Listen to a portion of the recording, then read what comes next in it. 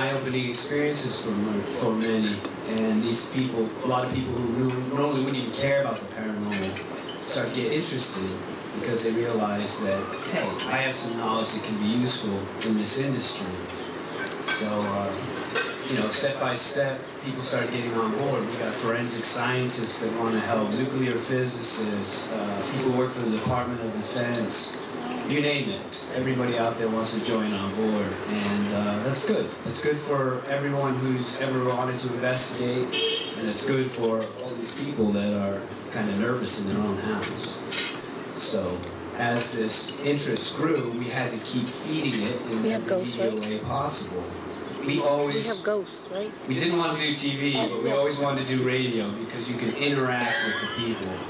And so when Paul asked us, you know, when it all came down, we were very excited and very happy to be with WPRO. Yeah, our initial goal was to actually do radio. We wanted to avoid TV, and to get in the possibility of being able to do it through WPRO has been a huge boost for us. Oh yeah, I grew up listening to it. Come on. So now we've got TV, radio, and T.A.P.S. Paramag, so.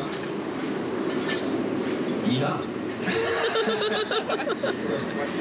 Yeah, you got any questions? Yes.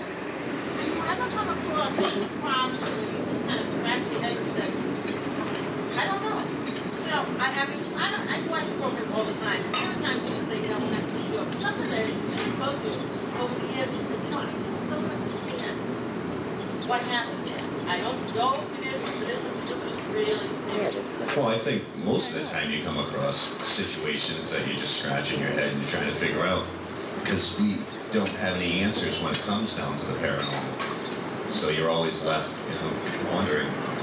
Yeah, I mean, you think about it. Anytime we capture anything that we can't explain away, of course, we're still wondering to this day what that is. And we only have so much knowledge within our group, so we like to put the evidence out there when we can, and some expert in thermal imagery or something like that can tell us better what we're looking at. So we're scratching our head all the time. Yeah. Did you ever thought that when you were young that this is what you would do? Did we ever think when we were young this is what we would do? No. Did you ever think, you know, to be growing honest up? with you, I never believed or cared about the paranormal up until I was about 18, 19, and then a lot of things changed. So this has been a whole new world for us. And no, we just figured we'd be some plumbers out of Rhode Island. Never thought the show would take off. Even when the show took off, we only signed on for 10 episodes because we figured, you know what, 10 episodes, people will get bored with it, we'll move on. Now we're up to almost 50. So, no intention, no desire to be multimedia.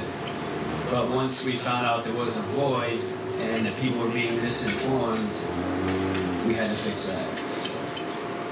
Yeah. From a business perspective, at what point what are the dynamics that would impact your decision to go from being involved in a field where mother and father always said it will always bring home a paycheck,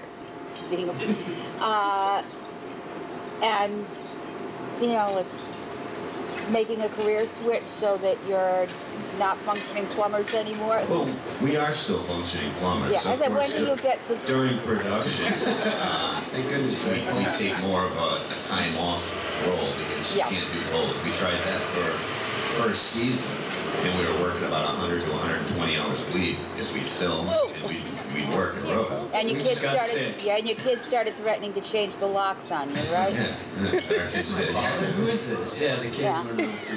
But we never thought the transition would turn this field into a business type field. That was not what it was ever about. This is just our passion. We've been lucky enough to have a hit TV show, and then to be able to create a magazine, and then to do the radio. And we've created a little corner in this field that hopefully will live on long after we're gone.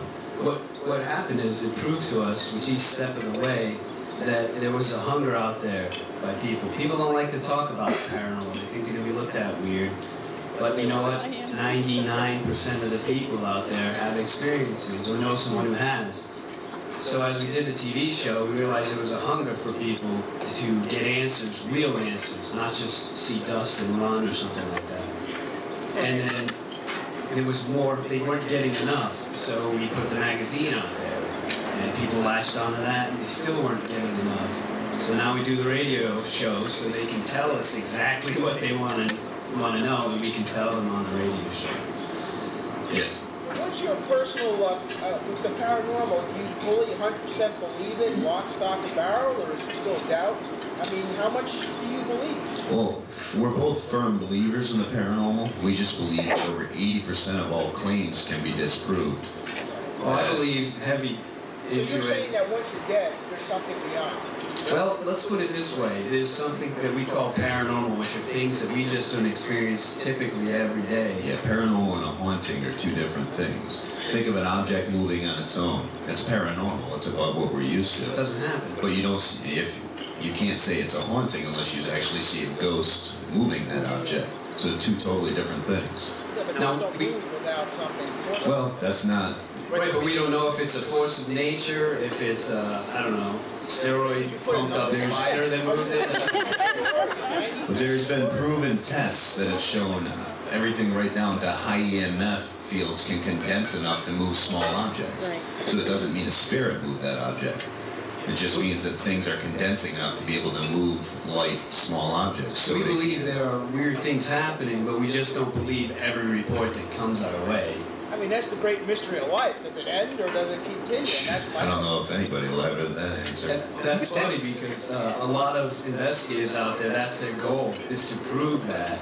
Ours isn't. Ours is to help people feel comfortable in their homes again. One thing you do find is most people who get involved in this field are getting involved either for the purpose that they had their own experience or that they just need to solidify their beliefs that there's something after this life. Different, you know, Grant and I got involved because of our own private, personal experiences. So What are those? Yeah, they're just private, personal experiences. We just have always kept to ourselves. Yep. Yeah. What's the scariest experience you've had, you guys? Scariest. Place? Becoming a dad, Yeah. maybe? Find out my wife's having twins. Yeah, right. Twins, oh yeah. Believe it or not, the paranormal experiences really aren't that scary. Dealing with some of the homeowners, that's terrifying. And I'm being honest with you because some of these people, you never know whose home you're walking into. Just as like being a plumber for Roto-Rooter, you're going to a call, you've never met this person before, and we've walked into some serious situations as we have going out to investigate the paranormal. People ask you to pet their invisible cat and stuff like that. It's a little weird. Have you ever had someone where you've been to their house and you've been through it and you couldn't explain something and they ended up calling you a quack? Have you been to a house where we couldn't you explain couldn't- something and that they was ended up going on, calling you know? us crazy? Yeah. Yeah, the homeowners. Well, there are two different kind of main clients you get. You get people who are logical, down to earth, and just can't explain this stuff away.